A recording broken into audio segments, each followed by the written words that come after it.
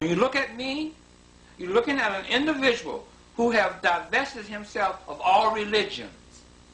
I have a free spirituality that's in place at this time, that's connected to my ancestors, my wonderful, beautiful ancestors known in history as the ancient Egyptians. So, no, don't allow anybody to take any credit away from our ancient Egyptian ancestors. And another thing they have done, they have taken Northeast Africa and made it the land of the Bible.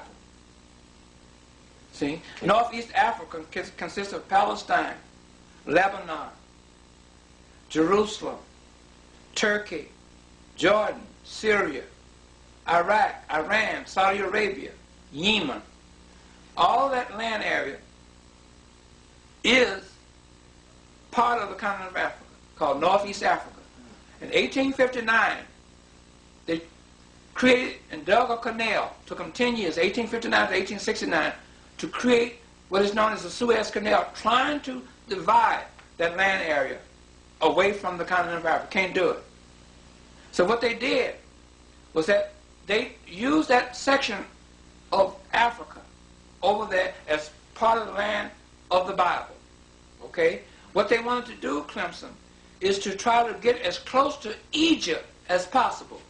Because Egypt, when you realize the two entities, meaning that Egypt and religion, Egypt is the only two that has a true history, a physical history, something that you can go and see and touch, something that you don't have to dig in the ground to try to find out whether the ancient Egyptians existed on planet Earth.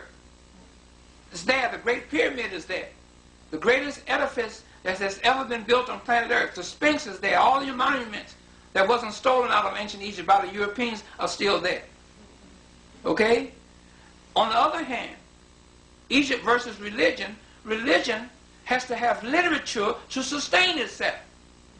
Egypt don't have to have no literature to sustain itself. You can see, feel, and smell the creation of the civilization that was created during the time of antiquity by our ancestors, the ancient Egyptians.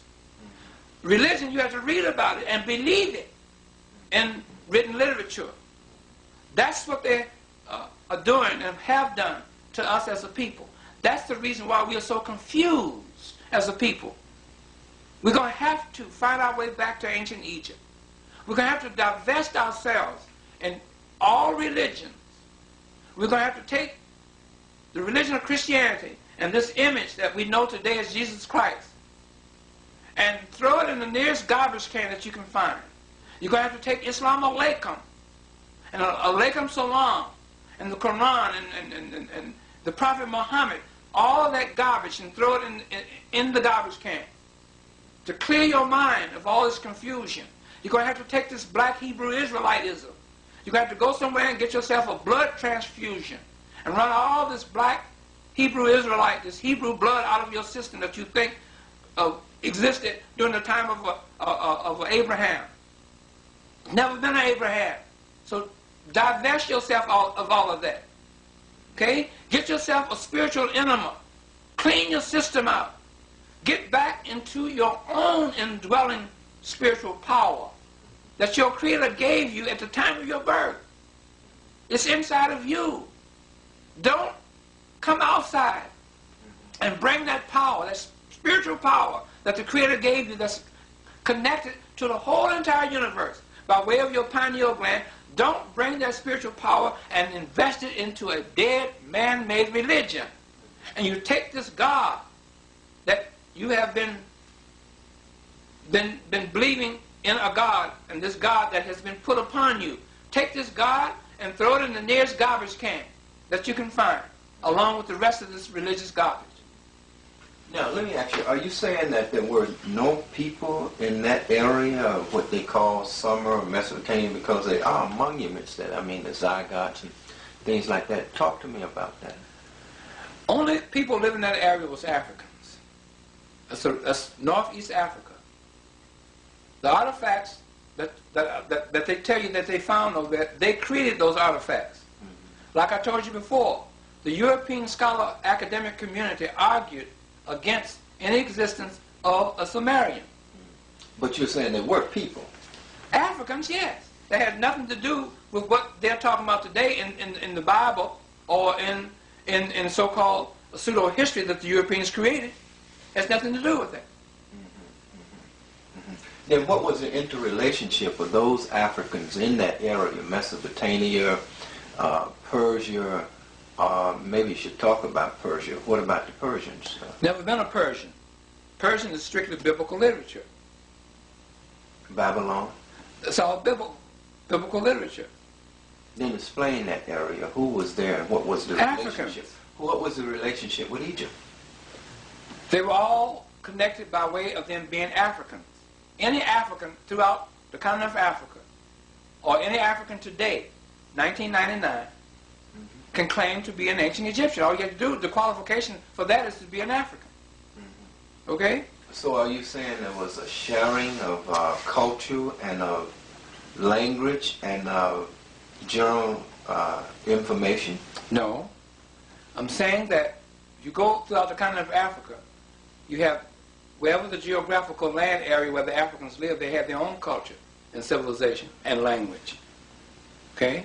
The ancient Egyptians had his unique culture, language, and civilization. The ancient Egyptians, the people that we know in history of the ancient Egyptians, were the ones that the omnipotent universal creator used as human instruments to bring forth all of civilization. Through them. Like each human on earth, their personal creator used their mother and father as human instruments to bring them forth in the world. So the creator used the ancient Egyptians as human instruments to bring forth all of civilization. So the Africans living throughout the continent of Africa had their own unique culture and civilization in whatever geographical land area that they lived. And they had a language to go along with that. Okay? Now this had nothing to do with the ancient Egyptians. They had their own unique culture and civilization. I'm not saying that they didn't intermingle with each other. I'm not saying that. I'm talking about the distinct culture. And you follow what I'm saying? I follow you. Okay. I'd like for you to just explain then the Book of the Dead. Manetho was supposed to have given a history. And if you go to Abydos, you'll find in Abydos a place where they say is a library. And then you find the listing of all the kings that coincide with Manetho's explanation or history of Egypt. How do you deal with that? Manetho. Yeah. Supposed to have come about during the time of Ptolemy II Philadelphia's. And we're talking about 287, 83, up in that area, BCE. Okay? There never wasn't Manetho or Manetho. Manetho, you have to understand, Clemson, is nothing but a incarnated name again for the Europeans to write through. Okay? Just a European name that the Europeans used to write through, created by the Europeans. They took this name, Manetho, and said that he was an Egyptian priest during the time of Ptolemy II Philadelphia's. And Ptolemy II Philadelphia, this is how the story goes. Suppose I have asked Manetho or Manetho to write a history on his ancestors, the ancient Egyptians. And Manetho